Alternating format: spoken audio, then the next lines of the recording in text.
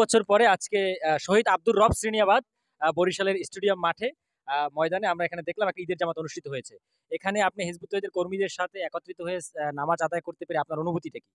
ধন্যবাদ জানাই আপনাদেরকে, কারণ ধন্যবাদ জানাই বাংলাদেশের শ্রেষ্ঠ সন্তান, বাংলা মায়ের গর্বের সন্তান, গৌরবের সন্তান শহীদ আব্দুর রব সিন্দিয়াবাদ এবং তার পরিবারের সকল সদস্যদেরকে। কারণ আমরা কিন্তু সত্যিই ধন্য, এই মাঠ পূর্ণ। কারণ এইখানে আজকে কিন্তু এই যে ইসলামের ক্ষতি করতে আছে, এই যে মুখোশধারী মৌলবী লিবিল ইসলাম যারা আছে, ঠিক আছে, এরা কিন্তু প্রকৃতপক্ষে ইসলামের ক্ষতি করতে আছে, ঠিক আছে।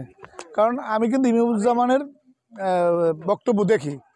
আমি কবিতায় লিখেছিলাম যে মানুষ বলে নিমেষে শেষ, জীবন কিছুই নয়, রক্ত রাঙা মেঘের মতো ক্ষণিকে পয়লয়।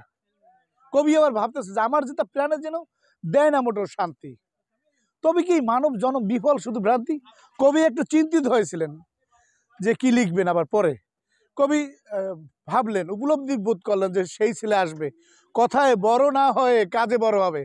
যেমন ইমামুজ্জামান, আমি যাকে দেখেছি, যে দেয়ার ইজ নো ডাউট সাম্যের পক্ষে, সত্যের পক্ষে, অগ্রগতির পক্ষে, বিনম্র বিনয়ী, মার্জিত রুচির মানবিক মানব আমি মনে করি। কারণ আমি তার বক্তব্যগুলো দেখি, প্রতিহিংসা পরায়ণ না, সে কিন্তু প্রতিহিংসার বিরুদ্ধে। যে তাকে যখন প্রশ্ন করা হয়, ইমামুজ্জামান এই যে আলেম ওলামার আজকে এই মিলাদ নিয়ে, কিয়াম নিয়ে, এই যে বিভিন্ন প্রোগ্রাম নিয়ে তারা ঝগড়া ফ্যাসাদ সৃষ্টি করছে, যে আপনার বক্তব্য কি? সে কিন্তু ডাইরেক্ট কারো পক্ষপাতিত্ব করেন নাই, সে প্রকৃতপক্ষে যে সত্য কথা সেটাই বলেছেন। সে বুঝাতে চেয়েছেন জাতিকে যে তোমরা দাঙ্গা হাঙ্গামা করো না।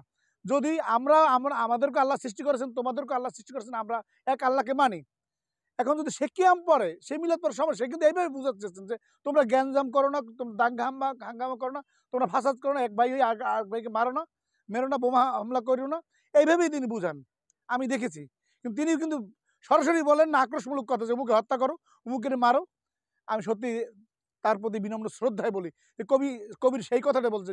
কবি আবার লিখলেন যে ধর্মরঙ্গে রাঙ্গিয়ে যদি মানুষ কর্ম করে, আপনাকে সে বাঁধিতে পারে নিখিলে প্রেমের ডোরে। বিশ্বজোড়া কীর্তি তার হবে না কবু ক্ষয়, দেবতা সেটা কোথায় লাগে কিসের কর ভয়। কাজে আমাদের সেই মানুষ হতে হবে। আজকে দাঙ্গা হাঙ্গামার দিন নয়। আজকে এই যে বর্তমান প্রেক্ষাপটে যে ধর্ম ব্যবসায়ী, ধর্ম নামে অধর্ম, কবিতা লিখেছিলাম যে ধর্ম রঙ্গে রাঙিয়ে যদি মাঠে মানুষ ঘোরাফেরা করে, চলাফেরা করে, সেই মাঠে সর্বপ্রথম এসে আল্লাহকে সেজদা দিয়েছে হিজবুত তৌহিদ। এর জন্য আমি হিজবুত তৌহিদকে ধন্যবাদ জানাই। ধন্যবাদ আপনাকেও। অসংখ্য ধন্যবাদ আপনাকে।